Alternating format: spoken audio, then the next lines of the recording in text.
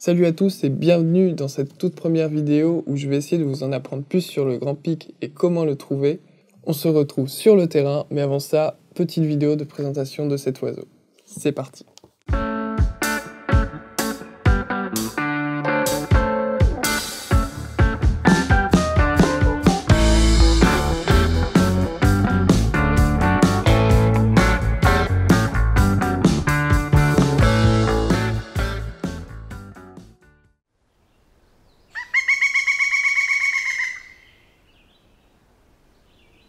Le Grand Pic.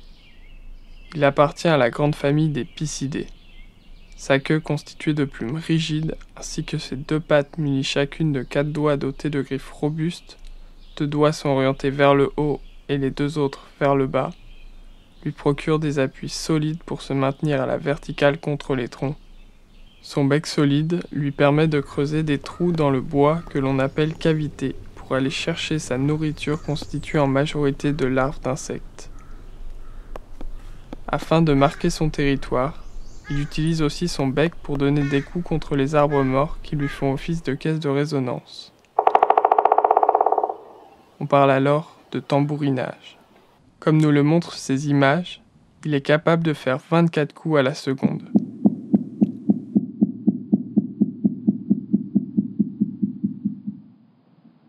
Les cavités creusées par les pics dans les arbres peuvent ensuite servir de refuge à d'autres animaux comme les chouettes. Pouvant atteindre les 55 cm de long pour près de 80 cm d'envergure, il est le plus grand pic du Canada. Le Grand Pic est l'une des 9 espèces de pics présentes au Québec. Parmi elles, on rencontre le pic chevelu, le pic maculé, le pic mineur, qui est la plus petite espèce de pic du Québec, pour une taille de seulement 16 cm de long, avec une envergure de 30 cm. On reconnaît le mâle du Grand Pic par la couleur rouge de sa calotte, de son front et de ses moustaches. La femelle a uniquement la calotte rouge. Son front et ses moustaches sont de couleur noire. Le Grand Pic passe la plus grande partie de son temps à chercher de la nourriture dans les forêts hachées de feuillus, de conifères ou mixtes. À l'occasion, il lui arrive de visiter les jardins et les parcs urbains.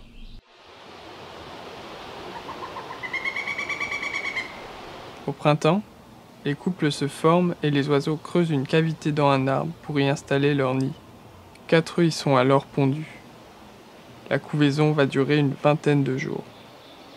Une fois les petits nés, les parents les nourrissent à tour de rôle environ toutes les heures avec une bouillie d'insectes qu'ils régurgitent.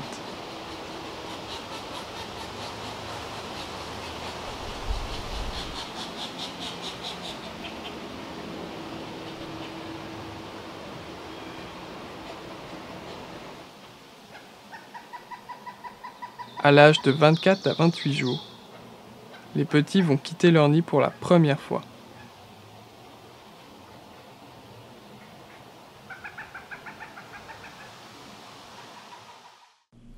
Les parents vont continuer à les nourrir jusqu'à ce qu'ils arrivent à se débrouiller seuls. Les Grands Pics vont rester en famille jusqu'à la fin du mois de septembre, où ils se sépareront tous pour mener une vie de solitaire jusqu'au printemps prochain.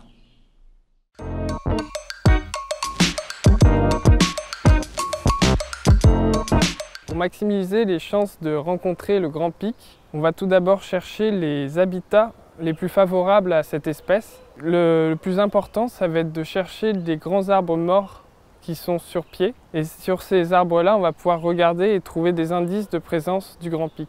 Donc ici, on peut voir et bien reconnaître les cavités formées par le Grand Pic parce qu'elles sont de forme carrée. Deuxième chose importante à savoir avec le Grand Pic, ça va être son chant, qui est très caractéristique, ainsi que son tambourinage, qui va être plus puissant que les autres pics de par sa taille, parce que le Grand Pic, on va souvent l'entendre avant de le voir.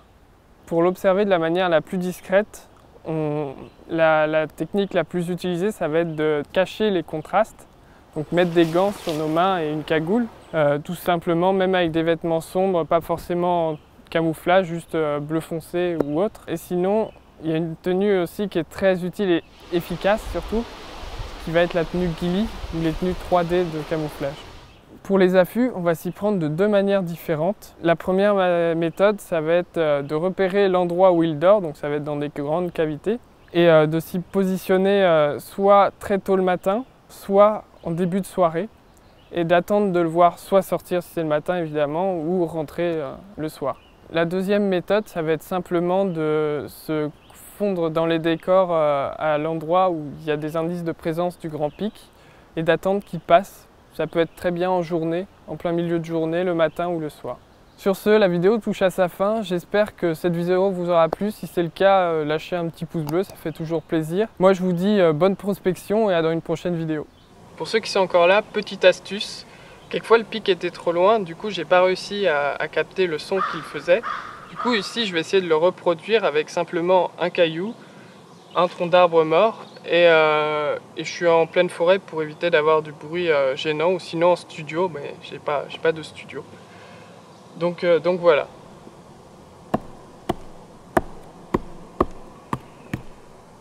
Voilà, c'est tout pour la petite astuce. À la prochaine!